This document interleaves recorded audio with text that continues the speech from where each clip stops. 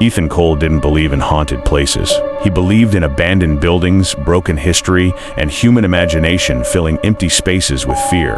That was his job: documentary filmmaker, urban exploration content creator. The kind of work where people clicked for thrills but never truly believed anything was real. Until Blackridge. It started with an email that didn't belong in his inbox. No name, no subject line, just a single sentence. If you want real footage, go to Blackridge Psychiatric Hospital. Don't go alone. He stared at it for a long time, then laughed. Anonymous horror tips were common in his world. Fake ghost stories, staged haunted locations, marketing tricks. He almost deleted it. Almost. But something about the name stuck. Blackridge Psychiatric Hospital. He searched it. Nothing official. No website, no photos, no Google Maps pin with an updated image. Just fragments, old newspaper scans, a burned-down medical facility. Closed suddenly 30-plus years ago after structural instability and budget reassignment. But forums told a different story. Some said patients disappeared. Some said staff stopped showing up overnight. And some claimed the building was never actually emptied. Just sealed. Ethan leaned back in his chair. The kind of silence behind those stories wasn't normal. It wasn't marketing. It was forgetting. And that made it interesting. By evening, he had already made his decision. He packed light, camera, flashlight, spare batteries, recorder, lockpicks just in case doors weren't actually abandoned. He didn't tell anyone where he was going. That part mattered. Because deep down, he already knew something people only realize too late. Some places feel stronger when you arrive alone. The drive took hours. Long roads that slowly lost signal, then lost traffic, then lost even road signs. By the time the GPS stopped working, the forest had already swallowed the horizon. Fog started to form without warning. Not light mist. Thick, heavy fog that looked like it had weight. Then he saw it. Blackridge Psychiatric Hospital. It didn't look like a building. It looked like something that had been forgotten mid-thought. 3 stories tall. Concrete stained black by time and moisture. Windows shattered unevenly, like teeth missing from a mouth that still wanted to speak. The main gate hung open. No rusted lock. No barrier. Just open. Waiting. Ethan checked his camera. All right, he muttered, forcing confidence into his voice. Blackridge Psychiatric Hospital. First entry. Let's see what the internet's so scared of. He stepped out of the car. The moment his feet touched the ground, the forest went quiet. No wind, no insects, no birds. Just silence so complete it felt intentional, like the world had turned off its sound to listen. The gate creaked as he pushed it open. Too slow, too smooth, like it had been oiled recently. That thought made him pause. He dismissed it immediately. Old buildings sometimes shifted, metal settled, gravity did its thing. Still, something felt wrong. He walked in. The courtyard was overgrown, but not fully wild. That was the first strange detail. Weeds grew unevenly, as if something had once controlled them. Paths were still faintly visible in the dirt, too structured for abandonment. Ethan raised his camera. Main courtyard intact. Minimal decay compared to expected time frame. His voice echoed slightly, but not normally. There was a delay, a half-second return, like something was repeating him. He stopped talking. The echo stopped too. The entrance doors were already open, both of them, perfectly aligned. No broken hinge, no forced entry, just open. He stepped inside. The air changed immediately. Cold, but not natural cold. More like absence of warmth, like the building had never learned how to be alive. Dust floated in slow motion through his flashlight beam. Every step he took produced a sound that felt too loud, too sharp, like the building was paying attention to every movement. The lobby was massive. Collapsed reception desk, broken glass, faded wall signage, Blackridge Psychiatric Facility healing through understanding. The slogan was scratched over, repeated, almost violently. Ethan approached the counter. Old papers were scattered across it, patient intake forms. Some were blank, some were filled, and some had names that looked recently written, too recently. He frowned. This doesn't make sense. Then he noticed one folder, clean, almost untouched, labeled internal observation files. He opened it.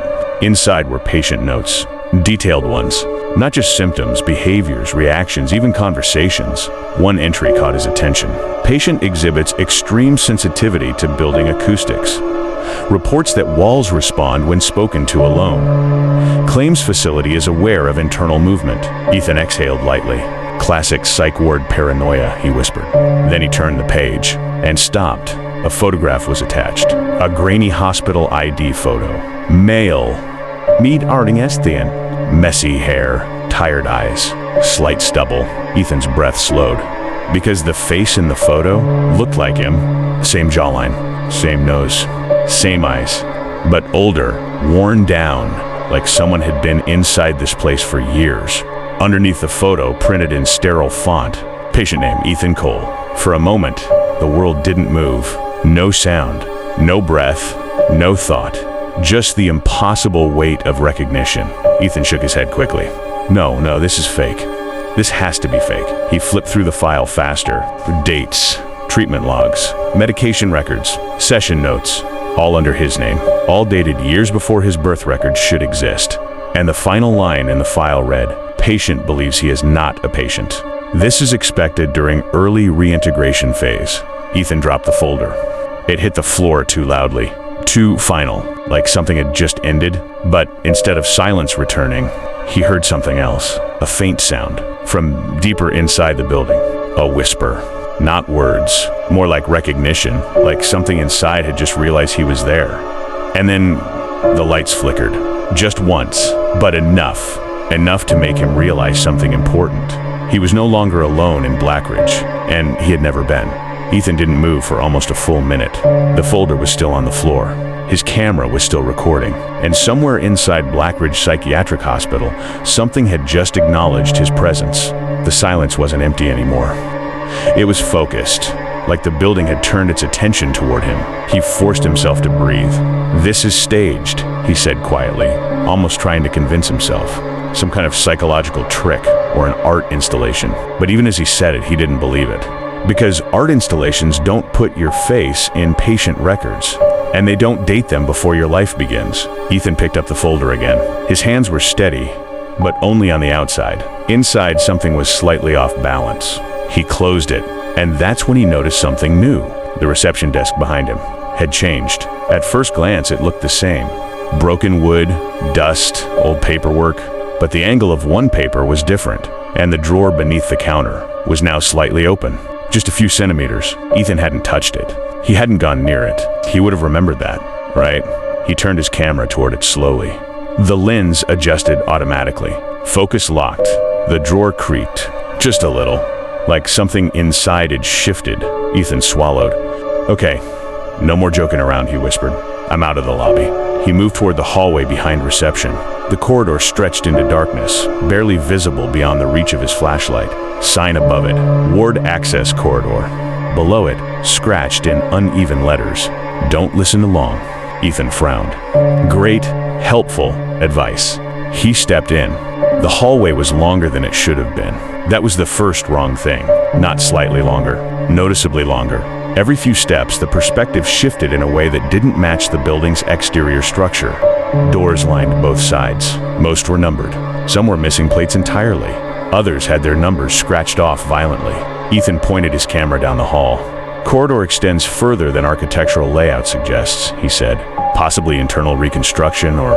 He stopped talking because his voice came back, not as echo, but as repetition. A fraction of a second after he spoke, the hallway whispered, "Possibly internal reconstruction," or Ethan froze. His flashlight beam flickered slightly. He didn't speak again. He tested it, slowly, carefully. "Hello?" The hallway responded immediately. "Hello?" Ethan stepped back. His heart rate jumped. That's not echo delay. That's playback. He looked at his camera. Audio levels were normal, but playback was still happening in real time, like the building itself was listening through the walls.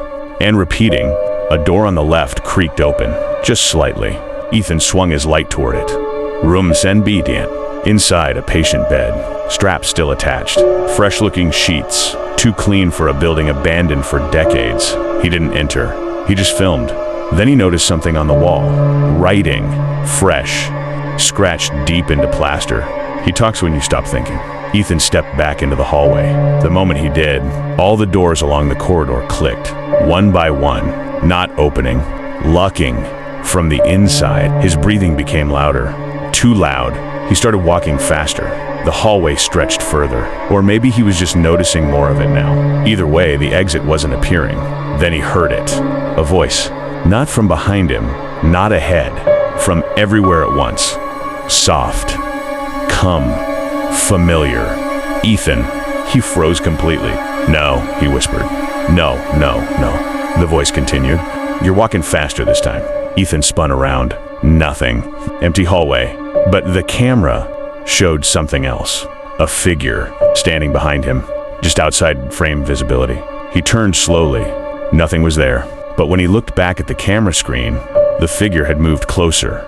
The hallway lights flickered. Once, twice, and in the third flicker, all the doors were open. Every single one at the same time. And inside each room, someone was standing, watching. Ethan backed up instinctively. His flashlight shook. This isn't possible. But the hallway didn't care. It responded anyway, in hundreds of overlapping whispers. This isn't possible. This isn't possible. This isn't possible. Then everything stopped. Instant silence. Not even breathing. And from the far end of the corridor, a single door slowly opened wider than the others.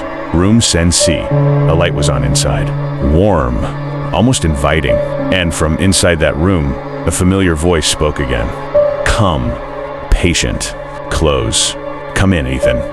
The door to room 3C stood open now. Completely open. Not halfway. Not slightly ajar. Open in a way that felt deliberate, like it had been waiting for a specific moment, and that moment had just arrived. Ethan stood at the end of the corridor, frozen. The silence behind him wasn't empty anymore. It felt crowded, as if the entire hallway was watching what he would do next. Inside room 3C, the light stayed on. Warm, stable, impossible in a building like this. Every other light in Blackridge flickered, dimmed, or died. But this one room looked almost maintained, like someone still cared about it, or had still used it. Ethan lifted his camera. Entering room 3C, he said quietly. His voice didn't echo this time. That was worse. No echo meant no space. No space meant something was absorbing sound. He stepped inside. The door didn't creak. It closed behind him without touching, not slamming, not even pushing air, just closing, like it had decided the outside corridor was no longer relevant. Room 3C was different from the rest of the hospital. Clean. Too clean. The bed was neatly made. The metal frame polished. A single chair sat beside it, facing the wall. Not the bed. The wall. Ethan slowly scanned the room. This doesn't match the rest of the facility, he muttered.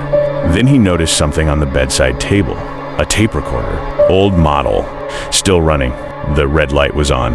He didn't touch it immediately. Instead, he pointed his camera at it. Audio device present. Possibly pre-recorded. The tape clicked and started playing on its own. A voice filled the room. Calm. Controlled. Familiar in a way that made his stomach tighten. Subject Ethan Cole has entered stabilization room. Ethan frowned. Stabilization? The voice continued. Progression rate. Accelerated. Awareness breach occurred earlier than expected. Ethan stepped back slightly. This is insane. The tape didn't stop. It never reacted to him. It just continued like he wasn't interrupting anything. He is beginning to remember incorrect timelines. A pause.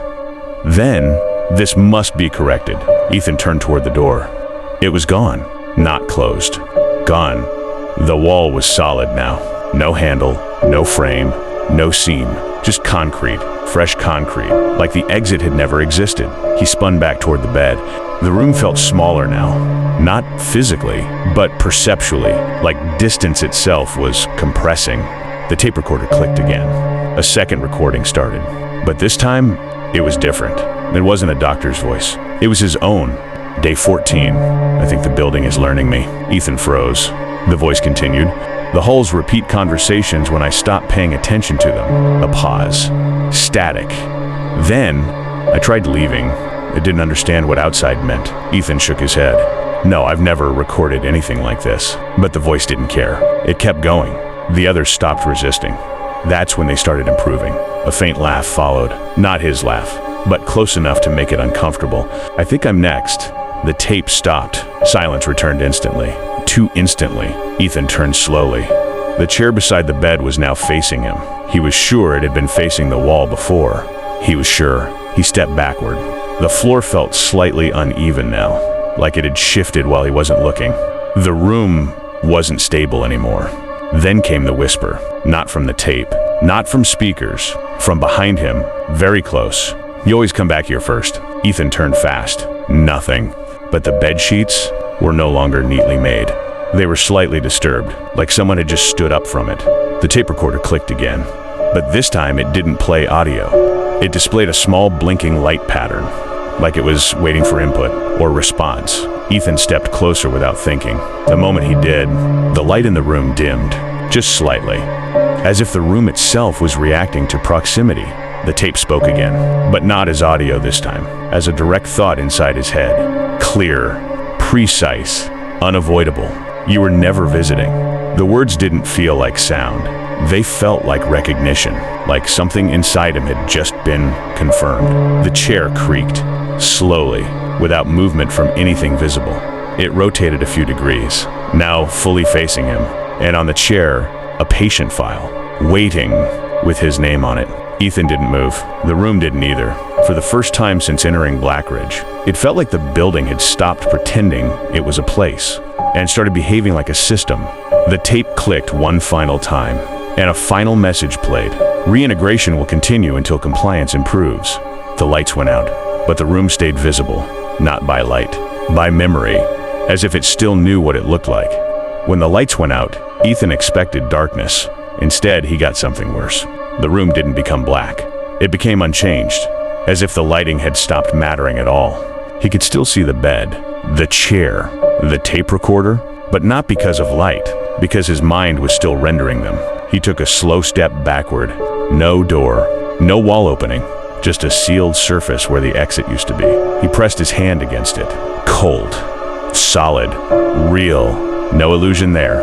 That was the first comforting thought he had since entering Blackridge, and even that felt wrong.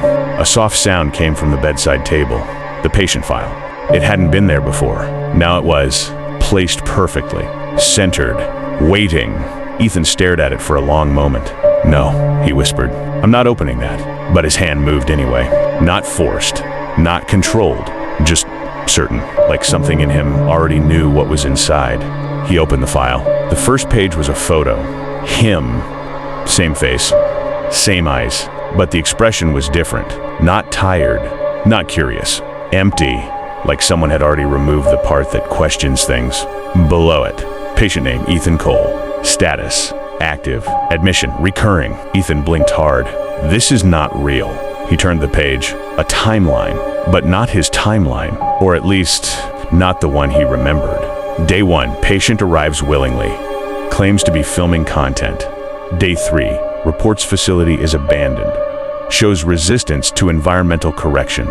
Day 7, begins noticing inconsistencies in building layout. Day 12, attempts exit. Returns to Ward 3 corridor without memory of re-entry. Ethan's grip tightened. "I've never been here for 12 days. He flipped faster. Day 14, patient states building is alive. Audio feedback increases in response to speech. Day 16, subject begins to recognize staff as echoes. Day 18, first full memory collapse recorded. A note at the bottom. Subject shows high resistance to stabilization protocols. Recommend accelerated reintegration cycle." Ethan slammed the file shut, breathing heavier now. This is staged. It has to be staged. But even as he said it, something inside him hesitated, because parts of it didn't feel wrong. They felt familiar. The tape recorder clicked again, even though it had no power source visible. It wasn't playing audio this time. It was syncing, like it was matching something inside him. The tape recorder clicked again, even though it had no power source visible. It wasn't playing audio this time. It was syncing, like it was matching something inside him. A voice came through the room again. "Come, clinical, patient. You are experiencing fragmentation again." Ethan spun around. "No, I'm not listening to this." The voice continued anyway. "This is expected at this stage of reintegration." Ethan backed away. "The reintegration thing, stop saying that." Silence. "Then, you always resist at this point." That line made him stop. Not because of fear, because of recognition. The tone, the pacing. It didn't feel new. It felt repeated. The chair creaked again, slightly, now closer, without moving physically. Just closer in presence. The file on the table flipped open by itself, pages turning slowly, one by one, until it stopped on a page Ethan hadn't seen yet. A diagram, the hospital layout, but it wasn't a building map. It was a loop structure, hallways circling inward, rooms folding back into themselves. Every exit route leading back to Ward 3, at the center of the diagram. A single label, subject node, Ethan Cole. Ethan stared at it. This is impossible. Buildings don't work like this. But the voice responded immediately. This one does. The room shifted slightly, not physically noticeable, but perceptually, like the concept of space had adjusted itself. Ethan suddenly remembered something. Not clearly, just a fragment. A hallway, a door labeled 3C, and himself, standing outside it. Before, not now, before. He shook his head. No, the voice interrupted. You remember incorrectly. The tape recorder clicked again, and this time it played something different. Footsteps. Slow, measured, coming from outside the room, from the wall that didn't have a door. Ethan stepped back. Okay, that's new. The footsteps stopped, right at the wall. Then, a soft knock. Not aggressive, not urgent, just patient, like someone who knew he would eventually open it. And then the final line came through the room speakers. We will continue from Ward 3C. A pause. You always do. The patient file slowly closed itself. The room's temperature dropped slightly. And for the first time, Ethan noticed something new on the inside of the doorless wall. A faint outline, like a seam, like something was remembering it used to open. Ethan didn't move for a long time. The faint outline on the wall in room 3C was still there. Not a crack, not a stain. A memory of a door, like the building was remembering how exits used to exist. He slowly raised his hand, stopped halfway. No, he whispered to himself. That's exactly what it wants. But the problem was simple now. There was no other way out, only the wall that wasn't supposed to be a wall. Behind him, the patient file lay closed on the table. The tape recorder sat silent. But silence in Blackridge wasn't peace. It was preparation. Ethan stepped closer to the wall. The outline sharpened slightly as he approached, not physically changing, but becoming more confident in its existence, like it was being observed into reality. He reached out.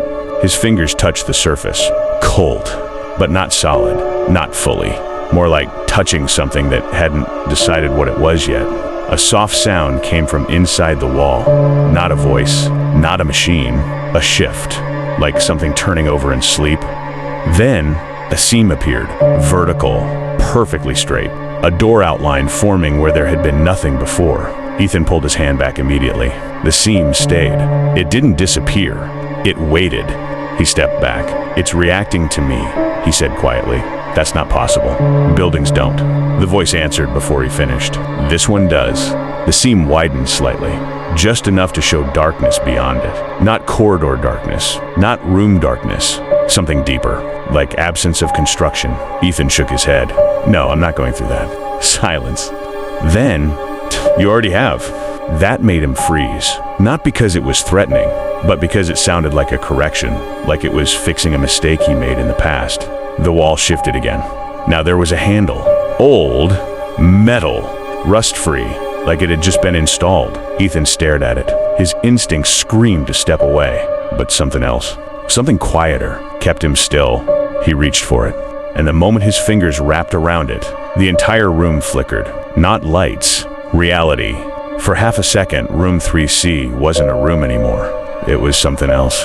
A hallway, a different angle, a different version of the same place. And in that flicker, Ethan saw himself, sitting on the bed, unmoving, watching him. He let go instantly. The room snapped back, breathing heavier now. No, I saw that wrong. But the handle didn't vanish. It stayed, patient. The tape recorder turned on by itself again. No sound at first, then a voice. Not from speakers, from memory. First, divergence detected. Ethan stepped back. Subject awareness is increasing beyond intended threshold. The voice paused.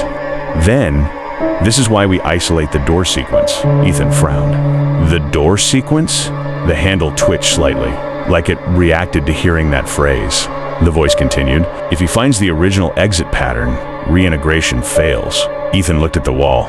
This is all about doors? Silence. Then the answer. It always was. The seam expanded again. Now clearly a doorway, but not fully formed, like the building was waiting for permission to finish it. Ethan felt something shift in his memory. Not pain, not confusion, more like pressure, like something inside him was being gently pressed toward alignment. A new memory surfaced. A corridor, long, white lights overhead, a door marked exit, and a voice behind him saying his name calmly. Like this had happened before. Ethan grabbed his head. No, stop. The memory continued anyway. He was walking toward the exit, then stopping, because the hallway behind him felt familiar, more familiar than the exit. And turning back, always turning back. The memory cut. Ethan stumbled slightly. The handle on the wall was now fully formed. Real. Final. And the voice spoke one last time. He remembers the wrong direction again. The door clicked. Not opened. Unlocked. A thin line of light appeared through the seam. Warm. Natural. Almost like daylight. But it didn't feel like outside. It felt like permission. Ethan stared at it. If I open this, I leave? Silence. Then the correction. If you open this, you continue. That confused him. Continue what? No answer. Just a slow widening of the seam. The handle didn't move on its own. It waited for him, like it had already been used before, like it already knew his grip. Ethan exhaled slowly. This is insane. But he reached again. This time, the moment his hand touched it, the entire hospital shifted. Not visually, structurally. Somewhere far away, something heavy moved, like Blackridge had just adjusted its internal map. And then a sound echoed through the building. Not a whisper, not a voice, a system tone, like a reset warning. Every light in existence flickered at once, and a final message echoed through the walls. Door sequence compromised. The handle turned by itself. The moment the handle turned on its own, Ethan felt it, not saw it. A shift in pressure, like the building had exhaled. Slowly, reluctantly, as if something long contained had finally been allowed to move. The door didn't swing open normally. It unfolded, not outward or inward, but sideways, like reality peeling apart at the seam. Behind it wasn't darkness. It was a corridor, but not one he recognized. Not at first. He stepped forward anyway, because standing still had stopped being an option a long time ago. The moment his foot crossed the threshold, the sound behind him vanished. Room 3C didn't close. It didn't disappear. It simply stopped existing in the same now as him. The corridor ahead was bright, not hospital bright, not artificial fluorescent light. Something softer, more natural, like morning sunlight filtered through something broken. Ethan turned around instantly. The door he came through was gone. Just a wall, smooth, complete, as if it had never been opened. No, he whispered. This is wrong. I went through a door. His voice didn't echo. That detail hit harder than it should have. No echo meant no space behind him. No space meant no return. He slowly turned back. The corridor stretched ahead, but something was off immediately. The geometry didn't behave correctly. The farther he looked, the more the hallway seemed to compress instead of extend, like distance was folding inward. He took a step, then another. The floor felt normal, too normal, almost reassuring. That was the problem. Blackridge had never been reassuring before. As he walked, he noticed doors lining the hallway, but these doors weren't numbered forward. They were numbered backward. Sen C, Sen B, Sen A R C R B R A. He frowned. That's reverse sequencing. He checked behind him instinctively. The numbers continued in the wrong direction, as if the building was counting backwards through time. A soft sound came from ahead. Footsteps. Not his. Slow. Controlled. Approaching. Ethan raised his camera. The screen flickered for a moment before stabilizing. But what it showed wasn't the empty hallway. It showed him, from a few seconds ago, walking, recording, following himself. He stopped instantly. The camera kept moving forward in the recording, even though he wasn't. Then the whisper came. Not from the hallway, from the recording itself. You're earlier this time. Ethan froze. This is impossible. The recording version of him stopped, looked directly into the lens, and whispered, "Don't go past 2A. The live Ethan stepped back instinctively. What happens at 2A? No answer. The recording cut. The hallway lights flickered. Once, twice. And then all the doors on the left side opened simultaneously. Inside each room was the same scene. A bed, a chair, a patient file, and a version of him. Different stages, different ages. All watching. Ethan backed away slowly. No, this isn't real, this isn't real. But the voices responded in unison. This isn't real, this isn't real, this isn't real. The hallway began to tilt slightly. Not physically, perceptually, like gravity was reassigning itself. Ethan broke into a walk, then a faster pace. The doors blurred as he passed them, each one showing slightly more advanced versions of himself. Calmer, quieter, less resistant. Then he saw it, a sign above the hallway. Faded, barely visible, but readable. Return path sequence. His stomach tightened. This is backwards. The hallway responded instantly. Correct. Ahead, a single door stood closed, labeled R.A. It was the only door that wasn't open, the only one that didn't show anything inside, and somehow, the only one that felt real. Ethan slowed down. Every instinct told him to stop, but the hallway behind him was no longer empty. It was filled with movement, not chasing, just following, patiently, like it already knew where he would end up. The voice returned, calm again, always calm. You were approaching earlier layers. Ethan swallowed. Earlier layers of what? A pause. Then, you. The lights dimmed slightly as he reached the door. R.A. The handle was already warm, like someone had been holding it, waiting for him to catch up. Ethan hesitated. What's inside? Silence. Then, the first correction. The hallway behind him stopped moving. Everything stopped, even the whispering, as if the entire structure was waiting for this moment. Ethan closed his eyes for half a second, then opened them, and opened the door. A flood of light hit him instantly. Not white, not warm, something between both. And inside, a room identical to room 3C, but older, worn differently, like a version of the same place that had been used first. And sitting in the chair was him, watching, waiting, smiling slightly, as if he had already been expecting this exact moment. The other Ethan spoke first. Come, a certain familiar. You took too long this time. The door closed behind Ethan without sound. Not gently, not forcefully, just decisively, as if the hallway behind him had been removed from the conversation entirely. Inside room 2A, everything felt older, not in a dusty, abandoned way, in a previous version of reality way. The lighting was softer, but unstable, like it hadn't fully committed to existing yet. The walls had the same layout as room 3C, but slightly misaligned, as if someone had rebuilt them from memory instead of design. And in the center of it all, the chair, and him, sitting in it, watching. Ethan didn't move, neither did the other version. The silence between them wasn't empty. It was comparative, like the room was waiting to see which one of them would behave correctly. Finally, the seated Ethan spoke, calm, controlled, almost patient. You're earlier than expected. Ethan tightened his grip on his camera. I'm not you, he said immediately. The seated version tilted his head slightly. You always say that first. That hit differently than it should have. Not because it was threatening, because it was predictable. Like this wasn't the first time this conversation had happened. Just the first time he remembered it happening. Ethan stepped forward slightly. Where am I? A pause. Then the seated version replied, closer to the beginning than you're comfortable with. The room flickered, just for a moment. And in that flicker, Ethan saw something impossible. Multiple versions of himself, sitting in the same chair, layered like transparent timelines. All slightly different, all looking at him at once. He blinked hard. When he opened his eyes, it was just one again. But the feeling didn't leave. The seated Ethan stood up, slowly, carefully. Like movement had rules here. Rules he already knew. He walked around the chair, not toward Ethan, just around him, circling, observing. You've been resisting longer this time, he said. That's new. Ethan shook his head.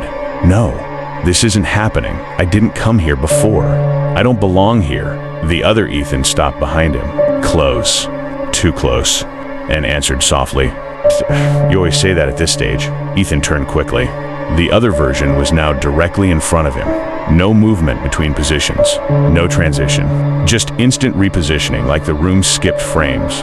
"This is some kind of hallucination," Ethan said. The other Ethan nodded slightly. "That's what you called it last cycle too." The word cycle made the air feel heavier, not physically, conceptually, like something had been defined too clearly. Ethan stepped back. The wall behind him wasn't there anymore. Instead, it was a glass-like surface showing another hallway. Another version of Blackridge, slightly different architecture, slightly different lighting.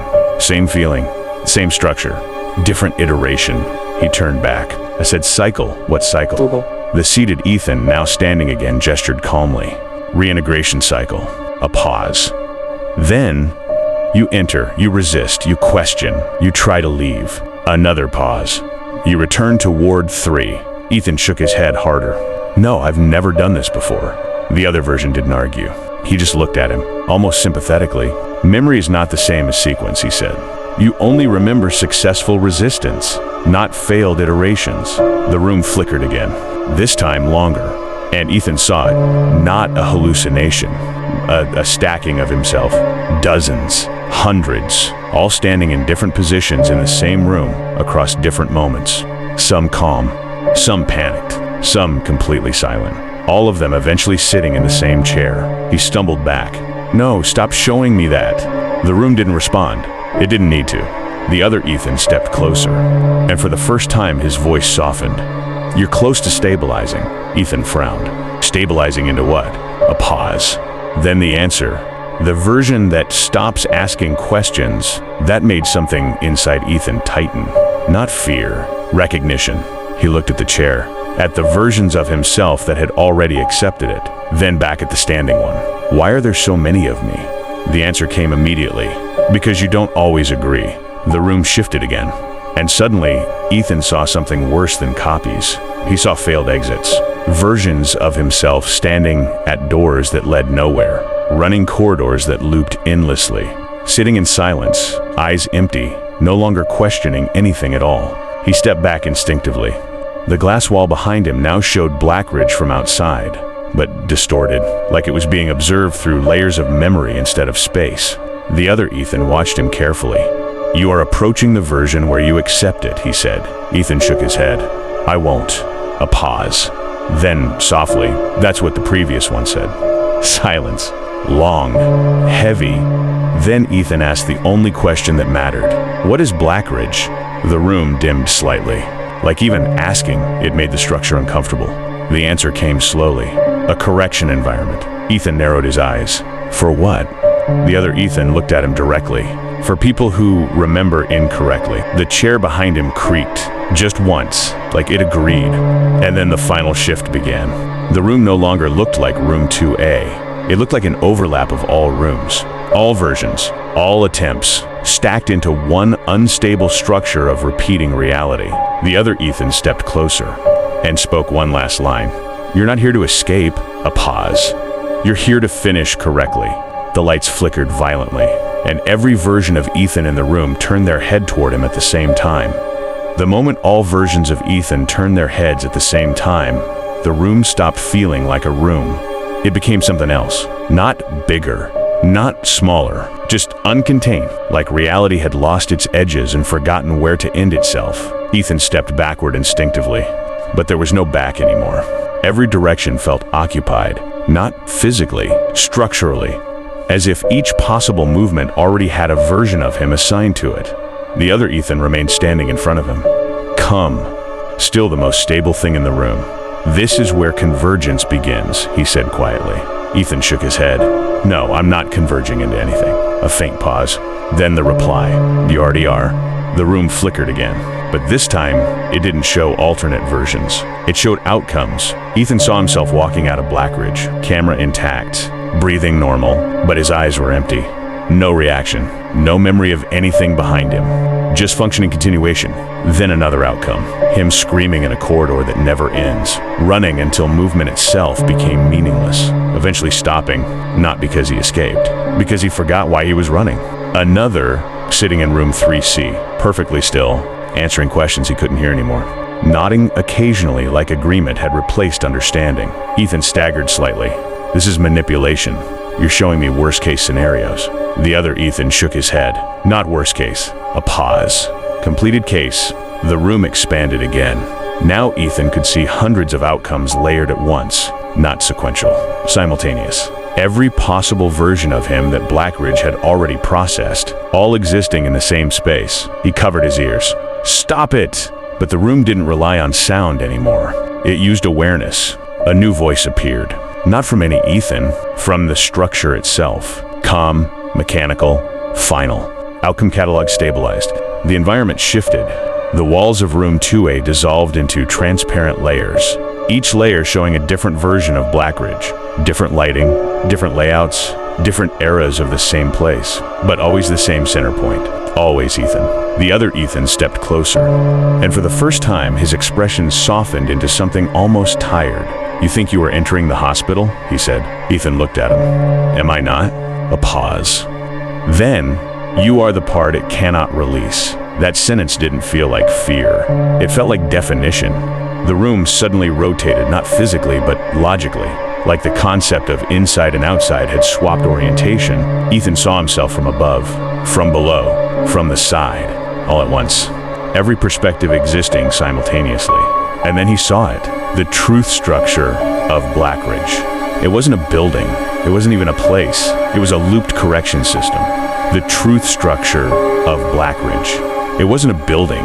It wasn't even a place. It was a looped correction system. A structure designed to detect inconsistency, isolate identity drift, replay experience until alignment occurs. And at the center of it, Ethan, not as a person, as a variable, he whispered, almost unable to form the words. I'm inside this system. The other Ethan nodded. You are the system input. The room responded instantly. All layers of reality aligned for a split second, and Ethan felt it.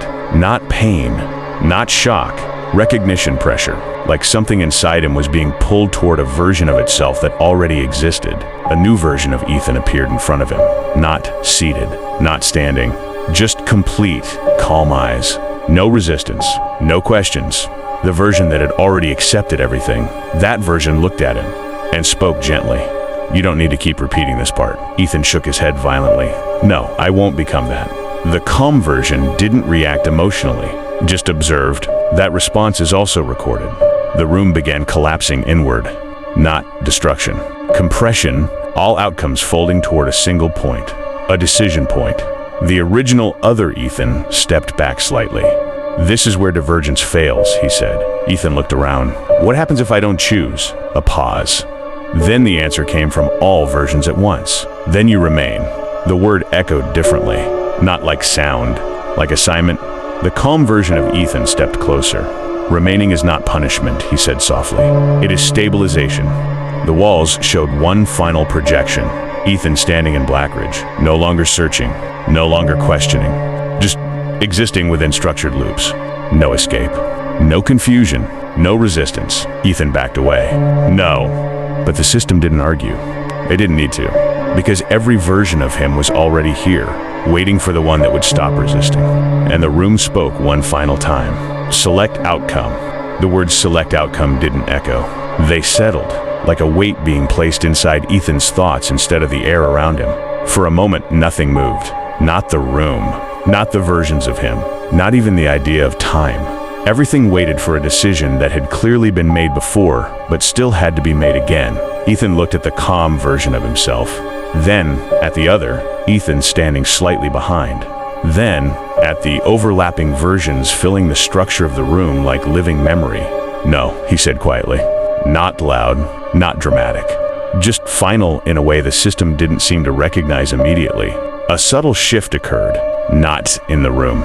In the reaction to him, like the system had expected resistance, but not refusal without direction. The calm Ethan tilted his head slightly. That is not a valid selection. Ethan swallowed. I'm not selecting anything. A pause. Then, from all layers at once, selection is mandatory. Ethan slowly raised his camera, but this time he didn't point it at the room. He pointed it at himself. Then record this, he said, his voice steadier now. I'm not part of your outcome list. The room flickered, just once, but it wasn't random. It was hesitation. That was new. Blackridge didn't hesitate. It corrected. It aligned. It continued. But now, it paused. The calm Ethan took a step forward. "Refusal is already categorized," he said softly. "It resolves into default stabilization." Ethan nodded slowly. "Then overwrite it." Silence. That word didn't fit in the system. The overlapping rooms flickered again, stronger this time. Not distortion. Interference, like something external had briefly touched the structure. Ethan took another step, then another. Not toward an exit, not toward a door, toward the center point of everything, where all versions of him overlapped. "You keep showing me outcomes," he said, "but you never show me the one where I stop participating." The system didn't respond immediately. That delay mattered. It meant it was calculating, reevaluating. For the first time, the calm Ethan's expression changed slightly. Not fear, but uncertainty. "Non-participation leads to collapse," it said. Ethan shook his head. "No, it leads to silence." That word caused something deeper in the structure to react. The walls didn't shake. They tightened, like the system was trying to contain an idea it didn't fully classify. Ethan lowered the camera slightly. "Maybe I'm not an input." He looked at all versions of himself. "Maybe I'm just the noise you can't filter out." The room flickered violently. All outcomes at once began overlapping faster, not sequential anymore. Simultaneous instability. The system spoke again, but the voice was no longer calm. It was compressed. Recalibration required. The calm Ethan stepped forward again, but slower now. Less confident. "You are disrupting outcome integrity." Ethan nodded. "Good." And then he did something none of the versions had done before. He turned away from the center, not toward a door, not toward his escape, but away from the entire structure of selection. For a split second, nothing reacted. Then, Blackridge reacted violently. The room didn't collapse. It lost coherence. Walls became inconsistent. Rooms stopped aligning. Versions of Ethan started freezing mid-motion like broken recordings. The system voice broke slightly. "Error. Non-resolving entity behavior." Ethan kept walking. Not faster, not slower, just refusing alignment. Behind him, all versions of Ethan began speaking at once, not in unison. In contradiction. Stop. Continue. Select. Return. Ignore. Complete. The system was losing agreement with itself. The calm Ethan finally stepped back. "You are destabilizing sequence logic," it said. Ethan turned his head slightly. Then maybe it was never logic. And then something unprecedented happened. The room didn't correct. It recoiled. A sound echoed through everything. Not alarm, not warning. Recognition of failure. Unknown state detected. Subject, nitrogen monoxide, longer matches iteration model. Ethan stopped walking. Because for the first time, the system didn't know what he was. The overlapping versions of him began fading. Not disappearing, but losing definition, like the structure that supported them was gone. The calm Ethan looked at him one last time, and for the first time, there was something like fear in his expression. Not emotional. Structural. "What are you doing?" it asked. Ethan looked at it and answered simply, "I'm not continuing." The room fractured, not violently, but completely, like a system realizing it no longer had authority over what it contained. And then silence. Not system silence, not controlled silence. Actual silence. For the first time since entering Blackridge, there was nothing responding. Silence inside Blackridge was never supposed to exist. Not true. Silence. Everything in the system was built to respond: walls, corridors, memory loops, outcomes, versions of Ethan. Even when nothing spoke, something always answered. But now, nothing did. Ethan stood in what used to be room 2A. Or maybe it wasn't anymore. The concept of rooms had started losing meaning the moment he stopped participating. The structure around him no longer behaved like architecture. It behaved like uncertainty. No footsteps, no whispers, no overlapping versions of himself. Just a vast, unstable stillness where the system used to be. Ethan slowly lowered his camera. For the first time, it wasn't recording anything unusual, because there was nothing left to interpret. Then, a sound returned. Not a voice, not a system tone. Something weaker, almost confused. Subject not found in active sequence. Ethan looked around. "This is what you do when I don't comply?" he asked quietly. "You lose me?" No answer. Not immediately. The silence stretched, longer than before. Then, correction, subject is present. A pause. but not alienable. That word changed everything. Not dangerous, not unstable, just unusable. The space around Ethan flickered faintly. Not restructuring, searching. And then Blackridge did something it had never done before. It asked, "Define state." Ethan blinked slowly. "What?" The voice repeated, softer this time. "Define state of subject Ethan Cole." That question didn't feel like control. It felt like confusion, like the system had lost its reference point. Ethan looked at the empty space around him. "No," he said, "you don't get definitions anymore." A long pause. Then the system responded. "Definition required for continuation." Ethan shook his head. "There is no continuation." Ethan shook his head. "There is no continuation." That triggered something deeper. Not a correction. A gap, like the system had hit a boundary it wasn't designed to cross. The walls, what remained of them, began to dim, not physically fading, but losing certainty. Edges became less defined, angles less stable. The entire structure struggling to decide what it was supposed to be. Then, something unexpected happened. A memory surfaced, but not Ethan's, not the system's. Something older. Blackridge remembered itself, not as a hospital, not as a system, but as a decision. Initial purpose, stabilization of identity fragmentation. Current status, unresolved subject exceeds containment logic. Ethan listened quietly. For the first time, the system wasn't speaking to him. It was speaking about itself. He stepped forward slightly. "So what now?" he asked. Silence. Then, unknown. That word hung in the air like a fracture. Unknown. Not error. Not failure. Just absence of classification. The structure around him flickered again, but weaker now, like it was running out of ways to respond. Ethan looked up. "Do you understand what you created here?" No response. So he continued. "You built a place that only works when someone keeps believing it's real." A pause.